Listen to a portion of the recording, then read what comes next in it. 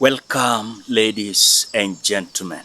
Now, as you speak, I have seen a news whereby Kipchumba Murkomen, the CS of Interior, have decided to disband the NCIC. The NCIC is being led by someone called Kobia, if I'm not wrong. And this body imekuwa haifanyi kazi. But I know some Kenyans are asking, why now?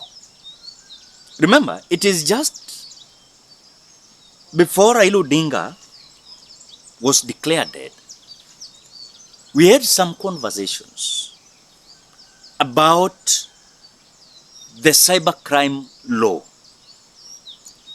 that hao wabunge walikuwa waongezee vitu pale kuhakikisha kwamba we as common mwananchi, we don't misuse some laws that they were going to pass. And so because the NCIC in a deal na issue, for example, kama hate speech, pata mtu ameongea carelessly ama recklessly, unapata kwamba mtu anakuwa summoned. But at the time that Murkomen is coming out to disband the NCIC, we have something we are asking ourselves. What is the motive? The motive is very clear. Remember, when Raila Odinga was declared dead, William Ruto declared at State House. The next thing, he went and he signed about 8 laws. And cybercrime law was one of those 8 laws. When you go through that cybercrime law, I know some Kenyans are being lied to that that law is good.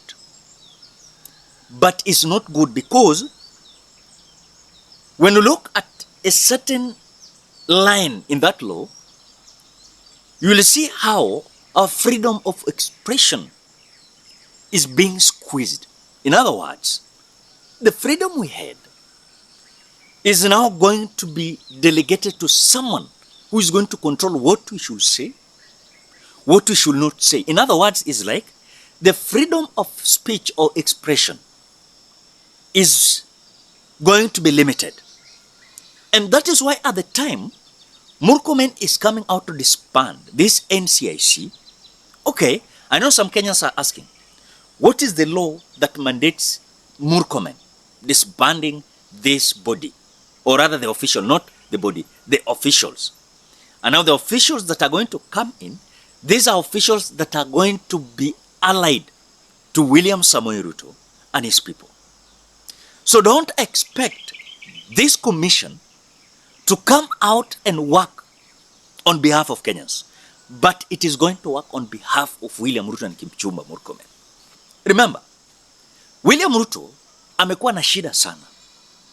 Na hii issue, unapata kwamba Wakenya wakiongea ukweli wao, they feel like it is a propaganda.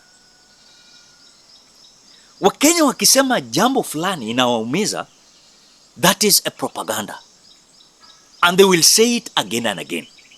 So I don't believe that by disbanding the so-called NCIC is with good faith, despite of Kipchumba Murkomen being delegated to have that power to, of course, remove these commissioners. I will not defend the NCIC because NCIC imekuanga ifanyi kazi completely. It's like EACC, dead. But at the time they are coming out to do it now, at the time the cybercrime law has been passed, it means that already some people are going to be delegated to these positions. Of course, make some individuals feel like their thing is going to be protected. In other words, the presidency of William Ruto is going to be protected with all means. And that is what Kipchumba Murkomen said, that no matter what, they're going to protect William Ruto's presidency.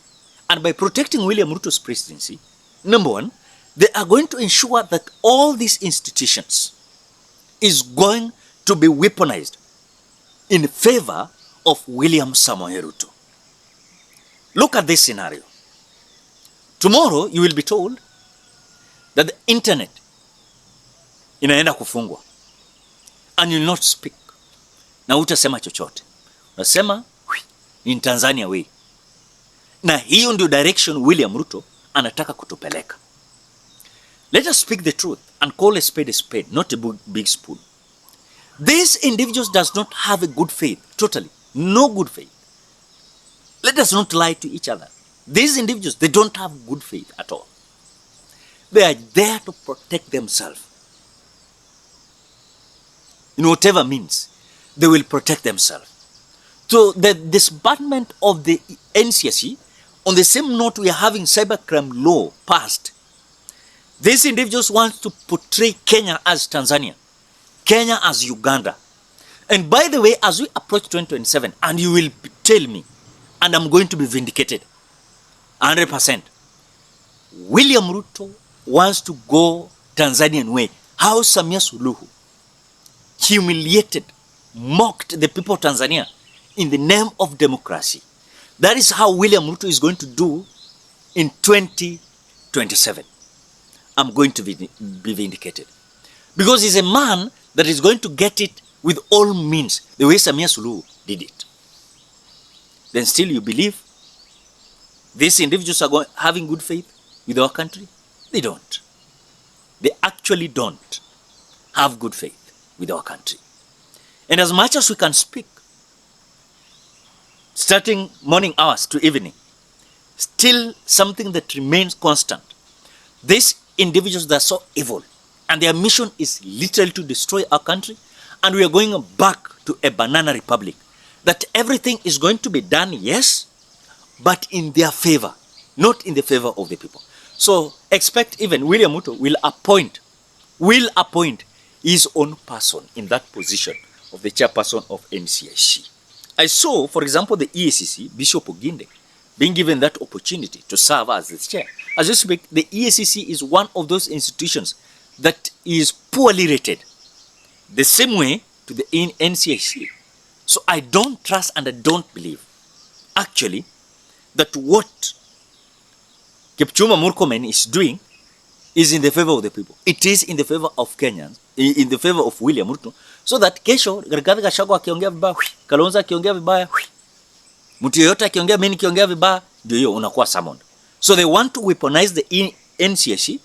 Yes, NCIC ikuwa inafanya kazi, but they will weaponize it against the common mwananchi na wale ambao watakuwa na compete na William Samoei Ruto. And that is whatever is going to happen. I know some individuals will not understand, but with time, you will understand. Ladies and gentlemen, for more updates, subscribe, like, comment, and share this video. Bye-bye till you meet in another video.